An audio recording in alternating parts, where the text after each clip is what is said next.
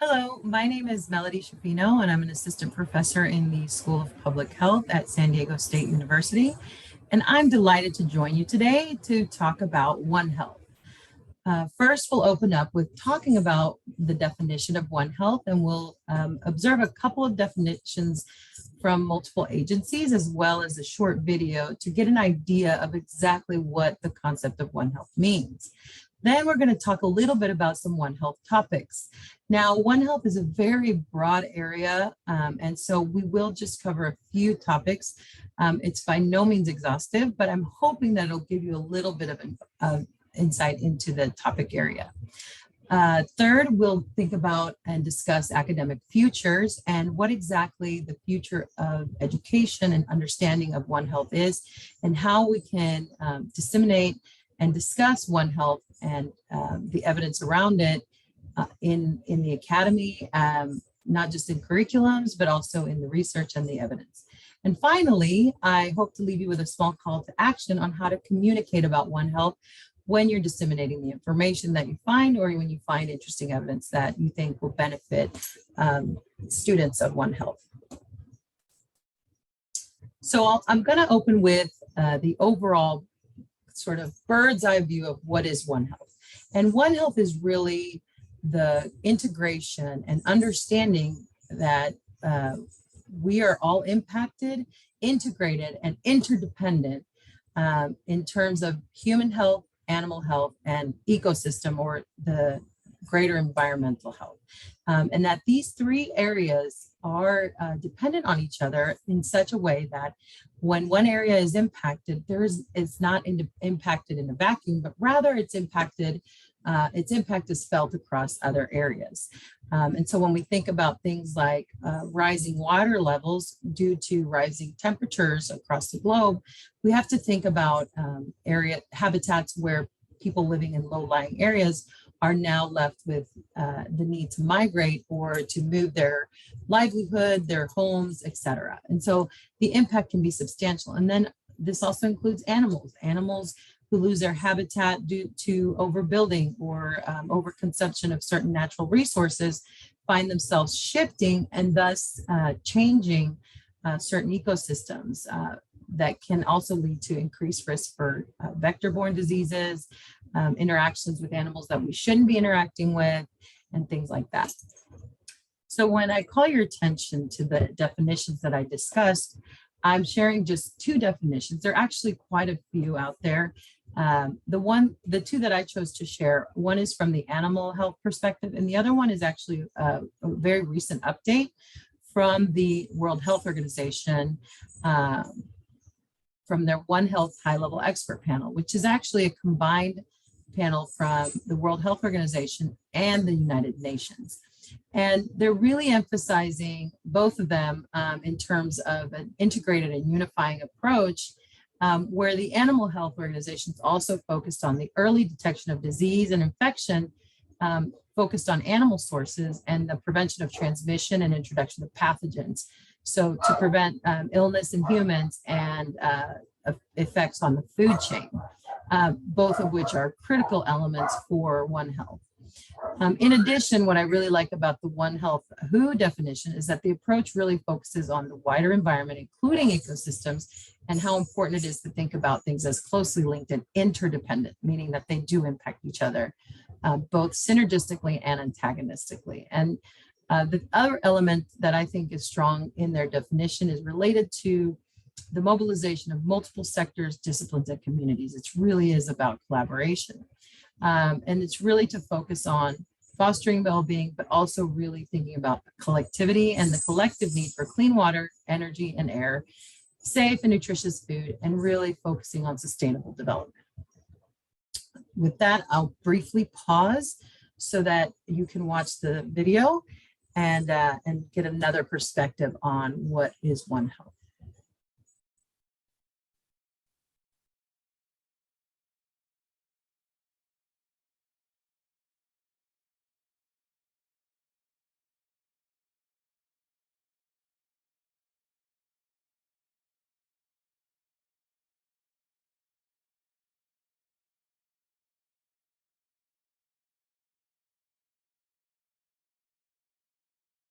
I hope you enjoyed that video, and we'll move forward from there. So as I indicated, One Health is a very broad topic, and it's because it's a very intersectional topic. It integrates three tremendously large areas of study. And so when we think about One Health, there really is no one area. There's no one expert. And so I really like this list of issues that you can begin to conceptualize the idea of One Health. And so when we think it covers everything from food safety and security to vector-borne diseases to chronic and mental health, as well as occupational or worker health. And so what the topics that we're going to focus on are actually just a very small bit of really what One Health is meant. And like I said, this list is by no means exhaustive. It's really just an overview in the interest of time. But every one of these can be considered something that can impact animals, humans, and the environment. And so all of these topics really integrate into each other. Other areas we think about can be diseases in food animals and how these can integrate into this vector-borne disease, antibiotic resistance, and water quality. But what we're going to focus on are sustainable development goals, infectious disease, and inequities. And so the first area I want to talk about are called the Sustainable Development Goals. And these are 17 goals or SDGs that were adopted by the UN or United Nations in 2015. And this is actually the next step from the Millennium Development Goals, if you've heard of those. But these are integrated and recognize that action in one area will affect the outcomes of others. And the goal overall is really to ensure that by 2030, all people enjoy peace and prosperity. This is a call to action. I like to think of it also as a vision statement because achieving this will be very difficult, but not impossible. Many countries have committed to prioritize progress on these goals, and they really are designed to address the fundamental elements that underpin the One Health triad in terms of human health, including poverty, hunger, well-being, education, gender equity, and then thinking about animal health in terms of not just ocean life, but also in terms of sustainability and consumption. And of course, again, it relates to hunger. And then lastly, the ecosystem. And one of the things that I found really interesting, if you visit their site, which I've added links at the end, is that when you look at the countries that have signed on, and there are dozens of countries, you can see the rankings of progress on these sustainable development goals in context. And it's really, really unfortunate to see that the United States is ranked so poorly. They're ranked 32nd in their integration of these 17 goals. For a high income country like the United States that has a substantial amount of resources and technology, we can do better. And so there's many opportunities. Another way to conceptualize this concept of One Health and the SDGs is in this publication by Queenan and colleagues called Roadmap to a One Health Agenda 2030. And so this figure groups the SDGs based on their intended outcomes. And it really helps us see how One Health can really, that these SDGs can really contribute to One Health. But what I found most interesting when we're thinking about the multi-level elements of One Health and how they are integrated and interdependent is that you can see the environment on the outer circle, and then you can begin to see the context in which we live. And this includes our society, our policies, our organizations, our hospitals, our health care system, our laws, our access, our education, and then you can look at the individual and the impact on those based on the infrastructures that we have. What is also really interesting about this figure is if you look at the yellow highlighted SDGs or Sustainable Development Goals, they indicate that these are antagonistic with other goals. And so that is one of the great challenges when we're thinking about One Health, is how can we address these antagonistic or inverse relationships in such a way that we can still make progress toward improving and addressing the barriers to One Health. So let's look at One Health in practice. What does it look like in the field, if you will? Well, you can imagine when we don't think about where we decide to place our food animals and where we decide to grow our food, that there can be some interdependence and then some consequences or unintended consequences to that interdependence. So we can imagine cows grazing next to a lettuce field. And so, the farmer has the food animals there and the lettuce is growing right next to them. So what happens is that cows can carry E. coli and still look healthy. What ends up happening is that cow waste and manure can actually run off into the water supply, into the soil, and contaminate the lettuce field. It's not about the fact that it's lettuce, it really contaminates the water and soil around it. But what ends up happening is because there's food being grown near an area where there's going to be food animals, this is something that requires surveillance. Well, what ends up happening due to a lack of this surveillance is that people eat contaminated lettuce and become infected. Not only does serious illness occur, but we have to think about the people that grow this food, that pick this food, the workers, and then the longer term consequences in terms of the health of the animal. So you can see how interdependent these elements are. And so when we think about what can be done, and this is actually about influenza, but just don't worry about that. We can think about testing and monitoring to detect illness and making sure that farms are aware and following standards to protect those animals, to protect the people that work at these farms, not just the food animal farms, but also the lettuce grown farms and just the general environment, because this can help prevent any kind of pandemic like a norovirus or E. coli or salmonella, which we often tend to hear about much later in the news when there's some kind of recall. And the other thing when we think about that is that the impact can be devastating for the farmer. It can be devastating financially. It can be devastating health-wise. So these are longer lasting consequences that have to be taken into consideration and that really need to impact our thinking.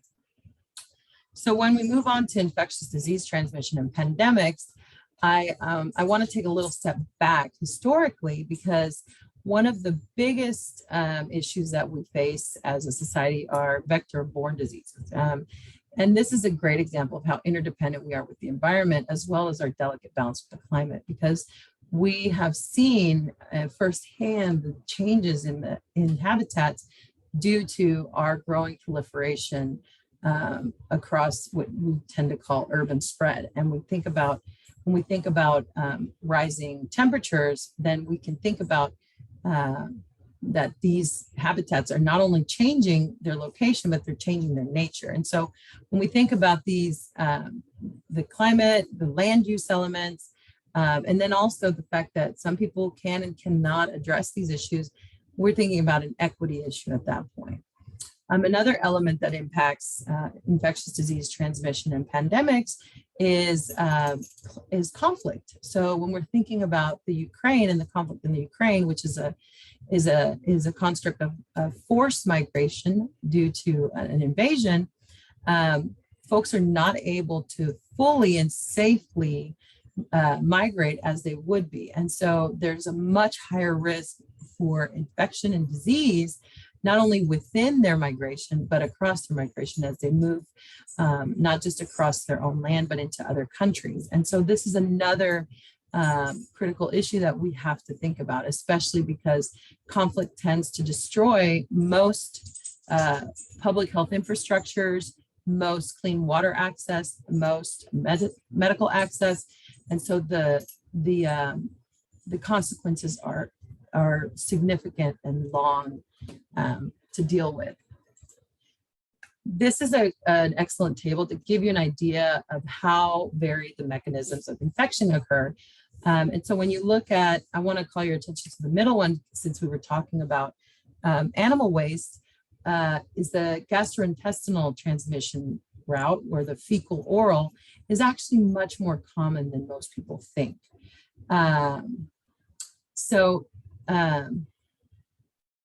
they're usually transmitted by water, food, or on fomites. And so what ends up happening, because we don't think about this in terms of washing our hands or touching something that hasn't been clean, a fomite is an inanimate object, let's say a toilet seat, dirty counter, a dirty doorknob. When we don't think about these things, it's actually very easy to transmit these viruses. And some of these, are much more common than you think. If you look at the left-hand column, we look at respiratory mechanisms, and we can see that COVID-19 is there. We can see that measles and influenza are also there. And so these are all inhaled or transmitted by droplets, things like that. And lastly, on the right side, we can see the transmission of infection through inoculation. And that really means that you have to ingest it, or it can be sexually transmitted, or it's carried by a vector. And so you can see anthrax. Anthrax is also respiratory. It can be breathed in, but the rest are either sexually transmitted or vector-borne. And you can see Zika and malaria through mosquitoes, which are probably very familiar to us, and Lyme disease, which is a tick-borne disease. So the last area of pandemics is really what I want to talk about, is the integration or compilation of the fact that pandemics are not just a result of just an infectious disease. There really has to be sort of a perfect storm of the right conditions and the right lack of infrastructure. And so when we think about the role of One Health, we think about animals, we think about the ecosystem, and we think about humans. I want to draw your attention to the bottom figure, and you can see that animal and human sectors are important, not just for health, but also for food safety and security. So you can see that 60% of human pathogens are of animal origin. And what that translates into is that 5 new human diseases appear each year. 3 of those are of animal origin. And that may not seem like a lot in 1 year, but when we think about the fact that most emerging infectious diseases are not eradicated in the year that they appear, are discovered, we're talking about an additive effect. And so we begin to see that maybe this is starting to add up. And this can impact not just our health, but if you look to the right, you can see that our food safety begins to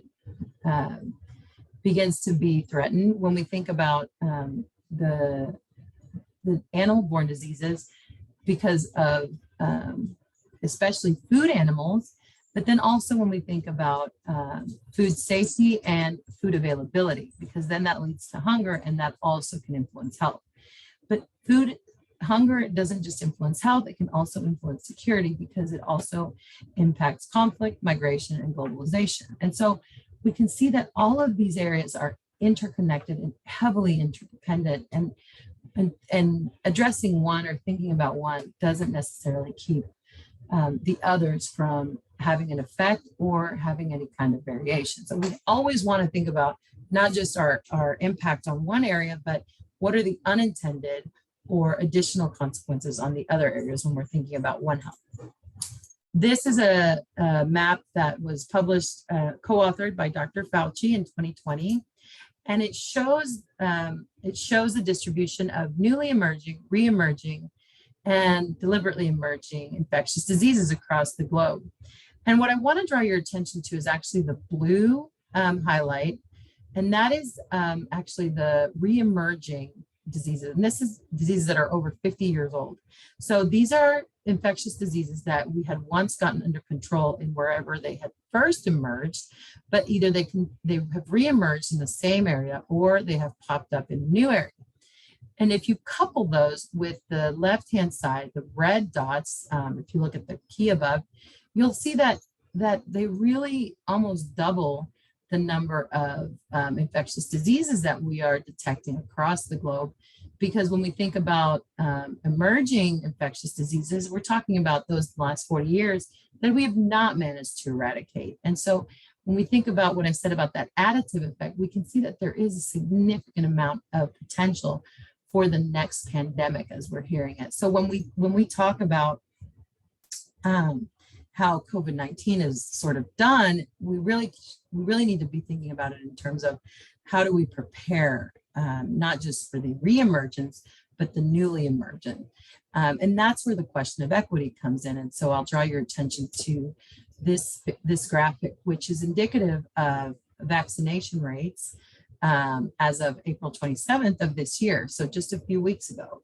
And when we look at high income countries and low income countries, I go once again back to the argument that we all influence each other. And so when we look at the fact that 72% of people in high income countries have been vaccinated, but only 16.2% of low income, or 1 in 6, have been vaccinated in low income countries, the disparity is not only glaring, but it's also a question of security. Because when we look at these issues and we look at this inequity, we know that greater illness and greater risk is not good for any country, but in particular for low-income countries who have more limited resources, this is especially egregious. And so I think it's important to recognize that even though, as the United States is a high-income country, we feel happy that there's 72% immunization rate for at least one dose. We need to see ourselves as only having 16.19 of true immunization until everybody is immunized. Because otherwise, if we're thinking about One Health, then we would know that anybody's impact is going to impact everybody else. And so we have to take collective action in order to address these inequities.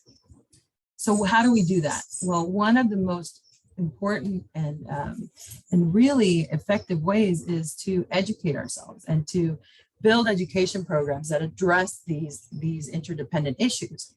And so when we think about the academy or academic futures, programs are going to have to take this One Health approach because of the complexity and challenges of our very interdependent world.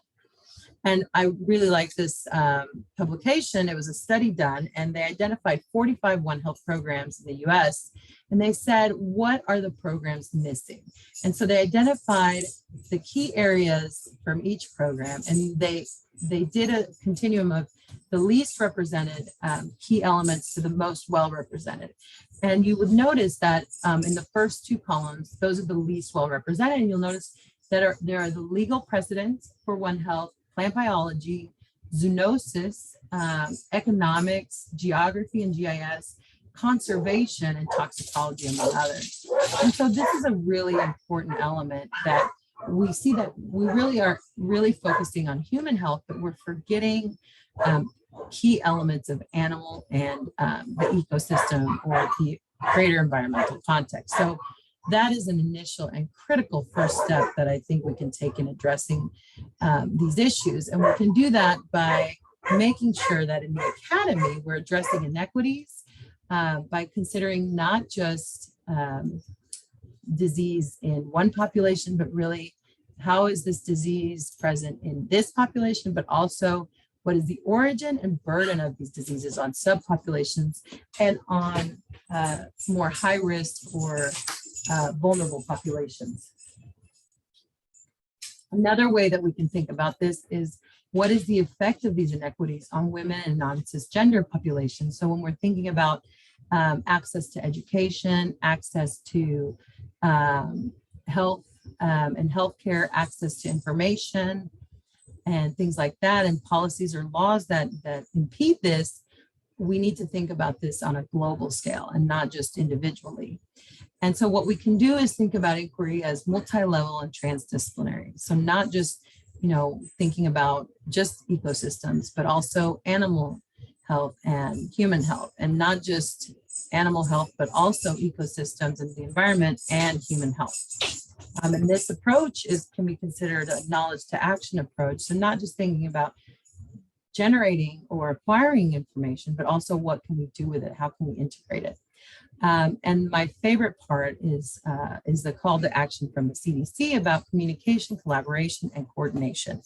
And that is visualized in this figure. And if you look on the left side, they emphasize the collaboration between the environment, human and animal experts. So this is really about folks that care about these areas really working together and actually talking to each other to better understand exactly how each of these disciplines influences the other. And the other, if you look on the right-hand side and look at coordination, I think one of the biggest messages is that we cannot see rural and urban as separate areas, but rather rural depends on urban and urban depends on rural and everything in between. And given the technology that we have now, we also have to think about the transitions between them, the mobile communities, and how we influence each other. And this also applies not just at a local scale, a national, but also global scale.